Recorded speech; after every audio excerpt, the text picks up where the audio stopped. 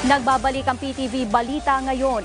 Hinikayat ng Department of Environment and Natural Resources ang publiko na makiisa sa Earth Hour ngayong Sabado bilang suporta sa global efforts na protektahan ang mundo at labanan ng climate change. Sinabi ng DENR na ang kanilang regional at field offices, bureau at attached agencies sa buong bansa ay magpapatay ng ilaw ng 1 oras mula 8:30 hanggang 9:30 ng gabi mamaya.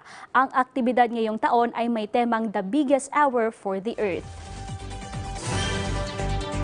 Nagsagawa ng passing exercise sa South China Sea ang Philippine Coast Guard kasama ang French Navy. Nilahukan ito ng French Navy frigate FS Peria kasama ang BRP Capones. Pinalakas ng dalawang bansa ang kanilang interoperability na bahagi ng multilateral approach ng France sa rehiyon. Ang FS Perial ay isang Florel-class frigate na nasa pangangalaga ng Armed Forces sa French Polynesia. May haba na 94 meters ang barko at meron itong 100 crew.